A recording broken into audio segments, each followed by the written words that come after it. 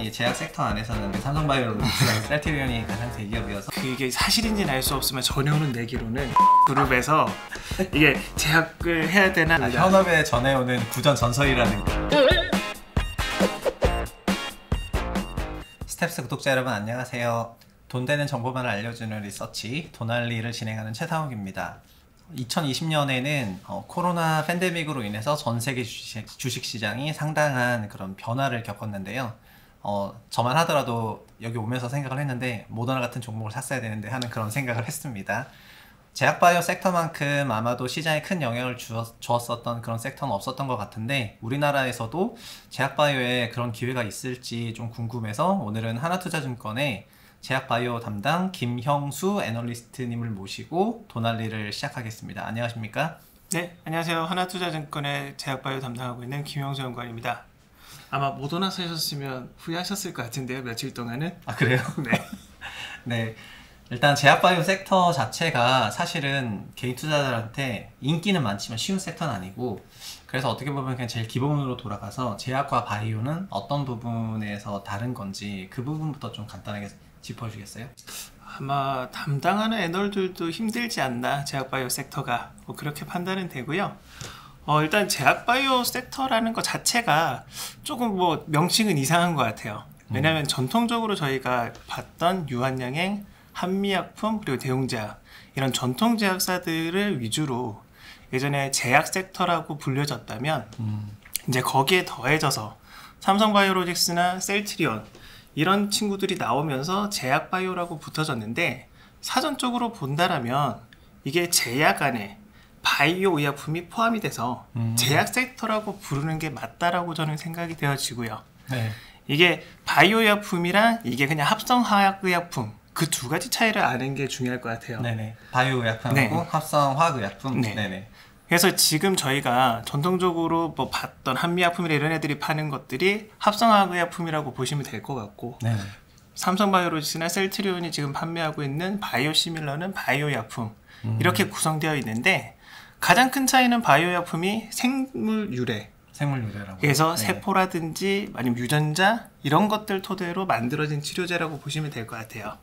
가장 큰 차이가 분자 크기의 차이인데, 저희가 대표적으로 화학의약품이라고 할 수 있는 아스피린의 경우에는 180달톤이고, 그리고 저희 항체의약품, 아까 그 셀트리온이 개발하는 네. 15만 달톤짜리는 한 800배 크기가 차이가 나서 이게 생산 규모라든지 생산 시설이나 이런 것들이 큰 차이가 난다, 그런 차이가 있다라는 차원에서만 이해하시면 될 것 같아요.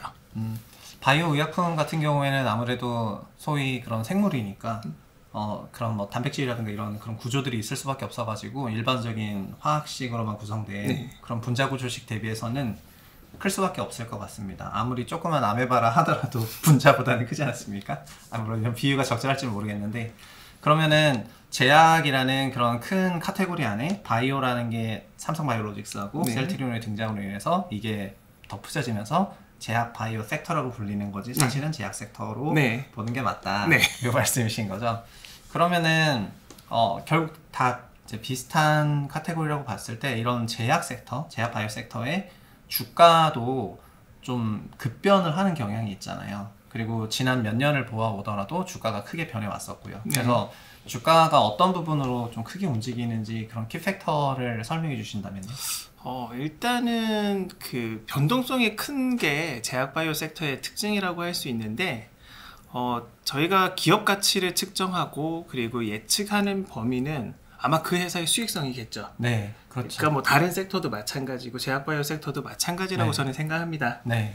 근데 다만 이 제약바이오 섹터에서 이거를 좀 최대한 우리가 기대할 수 있는 것들은 이 신약에 대한 이 고부가 가치 제품에 대한 기대인데, 그게 한 10년 넘게 15년 넘게 걸려야지만 그 결과가 나온다라는 거죠. 네, 그렇죠. 오래 걸리겠죠. 네. 그렇기 때문에 이게 저희가 다른 섹터를 투자하면 다음 분기 실적 확인해 봐야지 그게 가능한데, 저희는 이제 제약바이오 섹터에서는 당장 확인이 안 되는 거죠. 3개월 뒤에 확인해서 이게 수익이 좋아진다, 이런 것들이 확인이 안 되기 때문에 맞아요. 희망가 이렇게 좀 기대치. 뭐 희망 고문입니까? 아니요, 희망 고문이라고까지는 할 수는 없고 네. 기대치에 대한 반영이 이 기업 가치에 들어가기 때문에 변동성도 크고 이 주가 상승폭도 크다라고 볼 수 있지 않나라고 저는 그렇게 생각합니다. 그러니까 결국은 뭐 제약바이오 섹터도 이익이라는 게 매우 중요한 키팩터인데 다른 일반 제조업이나 서비스업 같이 분기 단위로 이익이 찍히는 게 아니라 결국 신약 개발하는 과정에서 신약이 개발된 이후부터 시점에서 이익이라는 게 발생할 거기 때문에 지금 개발하는 과정에서는 그거에 대한 얼마만큼의 소위 확률 네. 그리고 신약을 개발하는 현재 어떤 단계인지 이런 거에 따라서 뭐 주가가 변할 수밖에 없다고 자연스럽게 생각이 되고 그러다 보니까 뭐 그런 이제 임상이라고 하죠. 임상 관련해서 뉴스라든가 이런 것들을 투자자들이 조금 예민하게 봐야 되는 섹터가 제약바이오 섹터인 것 같네요. 그리고 추가적으로 저희가 2015년도에 한미약품이 그 글로벌 제약사에 기술 수출을 했었는데 네. 그러니까 이게 제가 서두에 말씀드렸던 거는 회사가 끝까지 개발을 하고 출시해서 이렇게 막 판매를 하는 거고 그 사이에 정말 괜찮은 이 파이프라인이라면 글로벌 제약사가 사가는데 그때 뭐 천문학적인 돈을 주고 이렇게 사가서 그런 뭐 그 기술 수출에 대한 모멘텀 네. 그런 것들도 최근에는 뭐 시장에서는 기대를 많이 하고 있는 것 같습니다. 그 개발 과정에서요? 그죠. 네. 네. 그러면은 정말 끝까지 개발해서 이렇게 판매를 해서 이익을 낼 수도 있고 개발 과정에서 기술이 팔려서 수익을 낼 수도 있는데 2015년에 한미약품이 기술 수출 성공하면서 주가가 소위 리레이팅 한번 됐었고 네, 크게 네. 됐었죠. 근데 제가 기억하기로 저도 2020년까지 주시장에 있었기 때문에 2018년 전후에는 반대로 국내 제약 관련 기업들이 또 이런 기술 수출이 다시 뭐라고 하죠? 반환됐다거나 아니면은 뭐 임상 단계가 좀 실패한다거나 이런 것들이 한번 겪었었던 걸로 알고 있는데 혹시 좀 설명 가능하신가요? 일단 2015년도에 한미약품이 그 다국적 제약사에 기술 수출을 하고 난 뒤에 이게 임상을 진행을 했었죠. 근데 임상 진행하는 과정에 있어서 경쟁 약품의 임상 속도라든지 아니면 우리 약의 임상 결과라든지 다양한 요인이 있겠지만 가져갔던 다국적 제약사가 봤을 때는 이제 경쟁력을 좀 상실했다. 여기에 돈을 더 넣어서 임상을 진행하지 않겠다. 이게 더 합리적으로 판단해서 한미약품에 대해서 반납을 했다라고 보시면 될 것 같고 2018년도부터. 네. 근데 그거 자체가 우리나라 한미약품에 있어서는 뭐 끝까지 돼서 신약까지 나와가지고 판매까지 했으면 좋겠지만 그냥 그 경험을 통해서 글로벌 임상이라는 걸 해보고 다국적 제약사들이 어떻게 임상을 하고 있는지 어떻게 약을 개발하고 있는지 그런 것들을 같이 공동 경험했다라는 네, 거에서 레슨런드가 있었을 것 같아요. 그거를 좀 우리는 좀 프리미엄을 줘야 되지 않나라고 생각을 하고 있습니다. 아 그렇군요. 그러면은 그럼 그 이후부터는 뭐랄까 소위 개별 기업단 이슈로 가거나 뭐 그런 생각이 있을 수 있을 것 같은데 아까 바이오라는 게 제약의 하위 섹터이긴 하위 그룹이긴 하지만 반대로 바이오 산업을 하는 제약사가 이 제약 섹터 안에서는 가장 대기업이잖아요. 그 삼성바이오로직스하고 셀트리온이 가장 대기업이어서 그럼 이 두 회사는 이 바이오 산업 쪽에서 어떤 식으로 좀 비즈니스를 하고 있고 또 경쟁력을 갖춰가고 있는지를 여쭤보고 싶으네요. 그러니까 이게 아시는 분들도 있고 모르시는 분들도 있는데 이게 삼성바이오로직스와 셀트리온 둘 다 이게 같다라고도 보실 수도 있고 아니다라고도 볼 수 있는데 그러니까 둘이 취급하는 약은 같아요. 이게 바이오 약품이고 항체 약품 중심으로 해서 셀트리온은 기존에 그 신약으로 개발된 바이오 약품을 특허가 만료되면 이게 복제약이라고 하는 바이오시밀러가 나오는데 그 바이오시밀러를 전 세계에서 최초로 출시했던 회사가 셀트리온이라고 본다라면 삼성바이오로직스는 이 1공장부터 지금 3공장을 완공해서 뭐 생산을 하고 있는데 뭐 4공장 짓고 있는 과정이고 그러니까 잘 만들어주는 그러니까 다른 회사가 개발한 항체의약품을 이 삼성바이오로직스를 통해서 생산해주는 그런 뭐 CMO라고 하는 그런 사업을 하고 있기 때문에 근본적인 차이는 가지고 있고요. 그러니까 셀트리온은 자체적으로 약을 개발하고 임상을 하고 허가까지 거쳐서 한 20년간의 뭐 그런 바이오 약품 노하우를 가진 회사. 삼성바이오로직스는 그 큰 캐파를 통해 가지고 이렇게 잘 만들어주는 품질을 맞춰 가지고 이렇게 해줄 수 있는 회사로 보시면 되지 않을까 싶습니다. 그럼 그래서 CMO가 반도체 산업이랑 가끔 비교가 되는 것 같아요. 그러니까 반도체에서 저희가 그 비메모리 쪽 부분에 대해서는 파운드리라고 해서 제가 반도체를 몰라서 그런 뭐라 그럴까 칩을 만드는 회사들이 네. TSMC나 삼성전자에다가 칩셋 제조를 의뢰를 하거든요. 그래서 그 파운드리 공장이랑 그 파운드리 쪽에 있는 기술 수준에 따라서 그 더 정밀한 칩셋을 만들 수가 있게 되기 때문에 그 파운드리 쪽에서 소위 뭐 5나노, 4나노 이런 나노 테크놀로지도 이쪽에 굉장히 많이 활용이 되는데 아까 말씀하셨던 걸 들어보니까 그런 바이오 쪽도 그 셀트리온 같은 경우에는 좀 앞단에 좀 디벨롭먼트라고 할까요? 개발 쪽에서 그런 경쟁이 좀 있어 보이고 그리고 이쪽은 제조 생산 위탁 이쪽에서 굉장히 그런 규모의 경제를 통해 가지고 또 잘 만들어내면서 이렇게 하는 그런 좀 전략이 다른 것 같다는 생각이 조금 드네요. 물론 좀 어느 부분은 비슷하겠지만 그런 부분에서 차이점이 있는 것 같아요. 그러면 이게 제가 반도체를 몰라서 그러는데 이게 갑자기? TSA 아니에요. 그러니까 자연스럽게 이게 네. 다 같이 갈 수 있어요. 네. 그러니까 그 반도체 같은 경우에는 그럼 이게 다 개발을 완료하고 이게 생산 의뢰를 하게 되나요? 아니면 그 반도체 설계가 있으니까요. 네. 설계한 거를 그 제조사한테 위탁 생산을 맡기는 거죠. 그러면 그 TSMC는 전 세계 발주처들의 여러 설계도를 다 자기네 팹 안에서 제조를 해서 그 고객 맞춤형 걸 뽑아낼 수가 있는데 그 뭐 TSMC도 그렇고 TSMC가 전 세계 파운드리 1등이고 삼성이 2등인데 그런 1등, 2등이 고객군도 다르고 그다음에 요구 조건도 다르고 이런 거에 따라 가지고 비슷한 부분이 있는 것 같습니다. 그러니까 이게 제가 왜 질문을 드렸냐면 CDMO라고 네. 삼성바이오로직스가 추구하는 사업이 있는데 그러니까 CMO라고 하는 거는 이게 완성된 거 그러니까 내가 다 그 생산 설계라든지 공정을 마무리하고 그거를 이렇게 지금 뭐 삼성바이오로직스 의뢰를 해서 만드는 게 CMO라고 하면 CDMO의 경우에는 네. 삼성바이오로직스와 이 원 발주처 그러니까 신약 개발 벤처가 정도 되겠죠? 그런 업체랑 같이 해서 그 공정을 개발하고 대량 생산으로 할 수 있는 그런 사업도 하고 있기 때문에 삼성바이오로직스는 CMO도 있고 CDMO도 있다.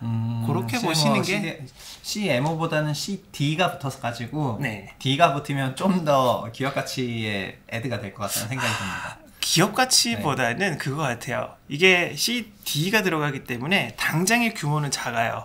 매출 규모는. 네. 근데 그 약이 성공했을 경우에는 이제 기하급수적으로 커질 수 있는 거죠. 그렇겠네요.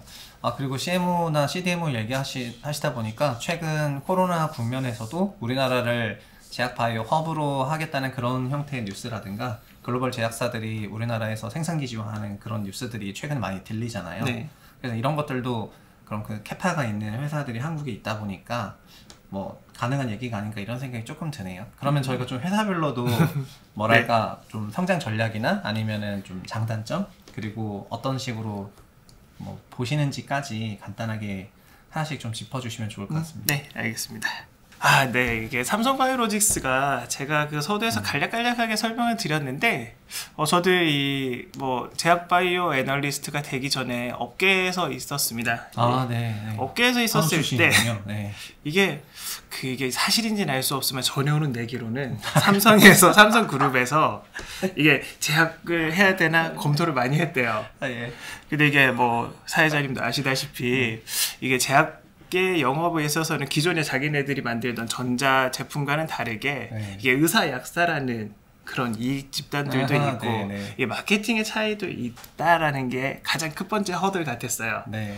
두 번째가 그리고 뭐 신약 개발을 함에 있어서 우리가 고부가 가치를 하려면 신약을 개발해야 되는데 그렇죠.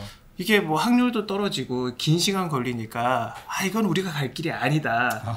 네. 우린 당장 빨리 만들어서 이렇게 해야 되는데 그래서 제약산업을 포기했다라고 저는 들었는데 예. 뭐 사실인지는 알 수는 없습니다. 현업에 전해오는 구전 전설이라는 거죠? 네. 예, 오케이. 그래서 이게 2011년도에 삼성바이오로직스가 설립이 됐는데 아마 그 전에 이 셀트리온이 네. 바이오시밀러라는 걸로 좀 국내에서 바이오 의약품으로 좀 개발에 대한 성공 가능성을 좀 보여줬던 것 같고 네. 그리고 바이오 의약품의 그 사용 영역이 확대되면서 네. 삼성바이오로직스가 자기네들이 잘할 수 있는 거 우리는 잘 만들어줄 수 있어. 그렇죠. 그 품질 그렇죠. 높여서 네. 이렇게 네. 막 잘 만들어줄 수 있어. 이런 것들을 활용해서 그 삼성바이오로직스의 그 공장을 짓기 시작하지 않았나.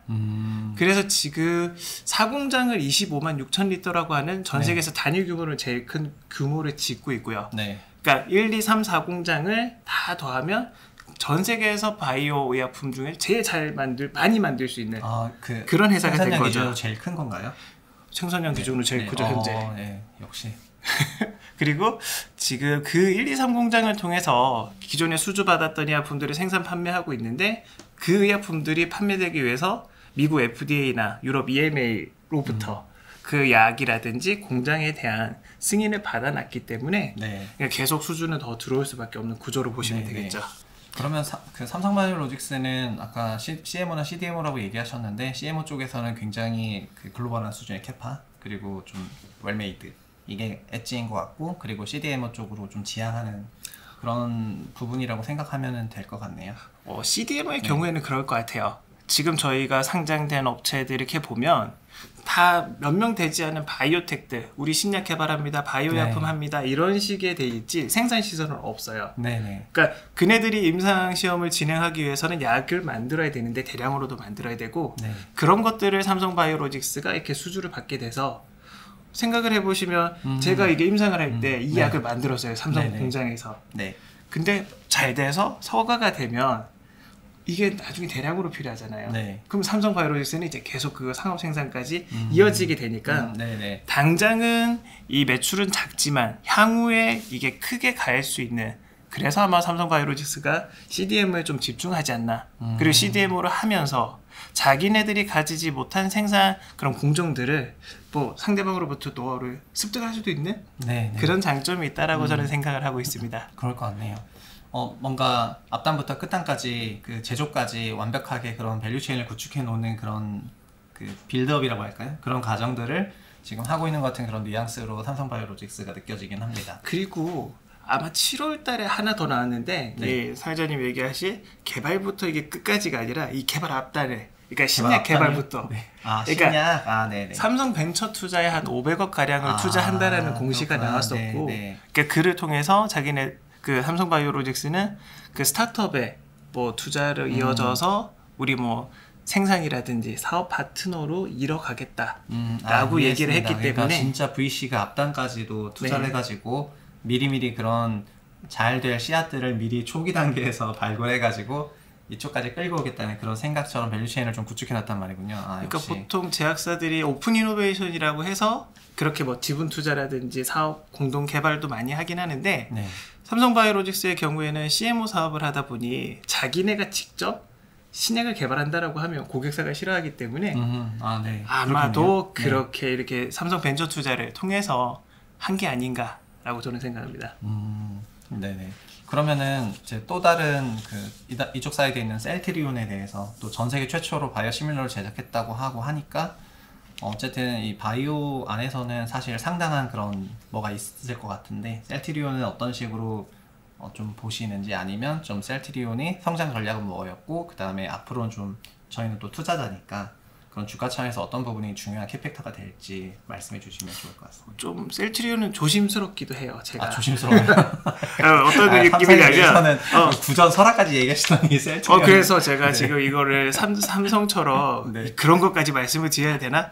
일단 균형을 맞추기 위해서 제가 업계에 있을 때 셀트리온을 바라봤던 시각부터 먼저 말씀을 드릴게요. 이렇게까지 말씀을 드리긴 좀 그렇지만 좀 신뢰가 안 갔던 회사였습니다. 업계에 있을 때는. 업계에 있을 때요? 왜냐면 뭐 우리 해방 이후에 뭐 현대약들 나오고 난 뒤에 뭐 수십 년간 50년 넘게 100년 넘게 사업을 영위한 제약회사들이 있는데 이제 막 그들이 봤을 때는 셀트리온 송도에서 막 지어져 가지고 전통 제약사들도 못한 바이오 시밀러를 개발한다라고 하는 거죠.